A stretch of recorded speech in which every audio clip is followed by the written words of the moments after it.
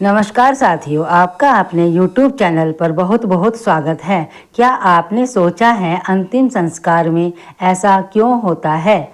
हिंदू धर्म में जन्म से लेकर मृत्यु तक 16 संस्कार बताए गए हैं।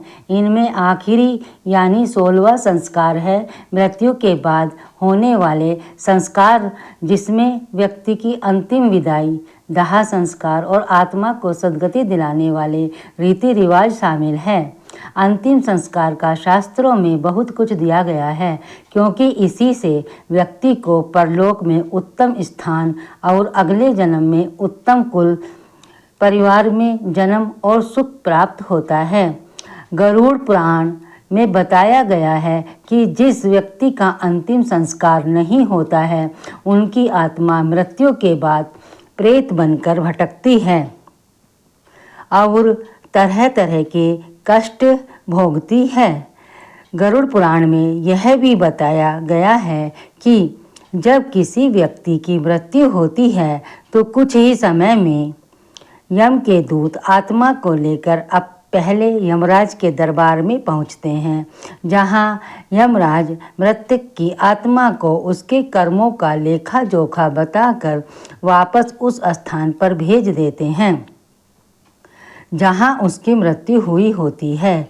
मरे हुए व्यक्ति की आत्मा अपने लोगों के बीच रहती है और अपना अंतिम संस्कार देखती है। गरुड़ पुराण के अनुसार मृत्यु से 13वें दिन तक जो पिंडदान किया जाता है, उससे एक कर्मों का फल भोगने वाला अंगूठे के बराबर का शरीर तैयार होता है, जो वैसा ही दिखता है जैसा मरा हुआ व्यक्ति होता है। इस शरीर को ही यम के दूत कर्मों के अनुसार स्वर्ग या नरक में ले जाते हैं। इसी कारण से मृत्यु के बाद 13 दिन तक श्राद्ध और पिंडदान किया जाता है। अंतिम संस्कार हर धर्म में होता है, लेकिन सभी धर्मों के तरीके अलग अलग हैं।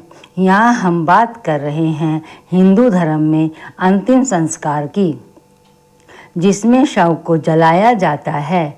इसके पीछे मान्यता है कि मनुष्य का शरीर 5 तत्वों पृथ्वी, जल, अग्नि, आकाश और वायु से मिलकर बना है। शव को जलाने से यह 5 तत्व अपने अपने तत्व में जाकर मिल जाते हैं और जब पुनर्जन्म होता है तब वापस शरीर में मिल जाते हैं। गरुड़ पुराण और कठोपनिषद में बताया गया है कि जिन व्यक्तियों का दाह संस्कार नहीं होता है, उन्हें अपने जीवन से मुक्ति नहीं मिल पाती है और वह प्रेत बनकर भटकते रहते हैं।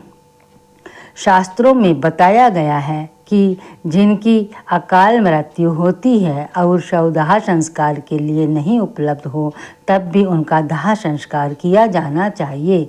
इसके लिए शास्त्रों में यह खास व्यवस्था बताई गई है। कुश एक प्रकार की घास होता है, जिसका पुतला बनाकर दाह संस्कार करना चाहिए। इस प्रकार दाह संस्कार करने से व्यक्ति की आत्मा को शांति मिल जाती है। दाह संस्कार से जुड़ा एक और बड़ा नियम है कि व्यक्ति की मृत्यु अगर रात में या शाम ढलने के बाद होती है तो उनका अंतिम संस्कार सुबह सूर्योदय से लेकर शाम सूर्यास्त होने से पहले करना चाहिए। सूर्यास्त होने के बाद शव का दाह संस्कार करना शास्त्र विरुद्ध माना गया है। इसके पीछे कई कारण हैं।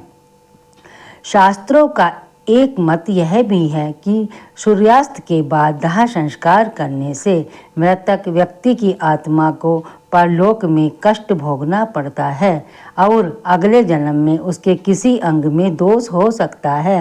एक मान्यता यह भी है कि सूर्यास्त के बाद स्वर्ग का द्वार बंद हो जाता है और नरक का द्वार खुल जाता है।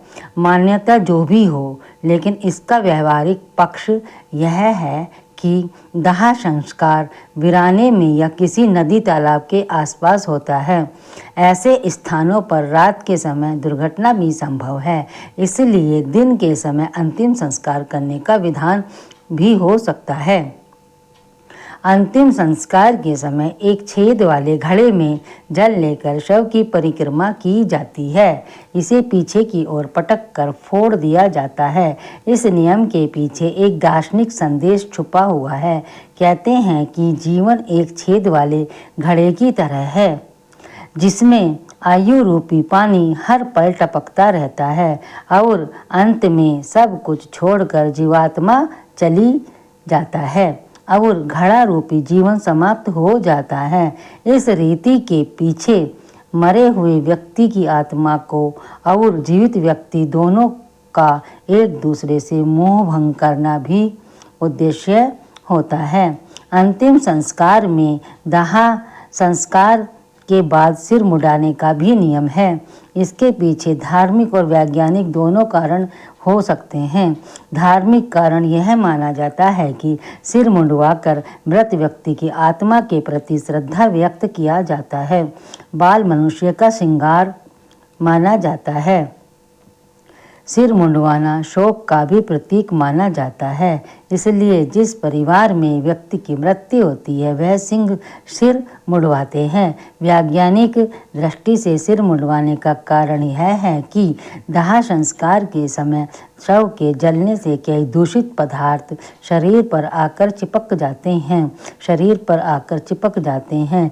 शरीर तो स्नान से शुद्ध हो जाता है, लेकिन सिर की शुद्धि के लिए बाल मुंडवाना जरूरी होता है। जानकारी कैसी लगी कमेंट बॉक्स में ज़रूर बताना। Thanks for watching the video. Please channel को सब्सक्राइब करें और वीडियो को लाइक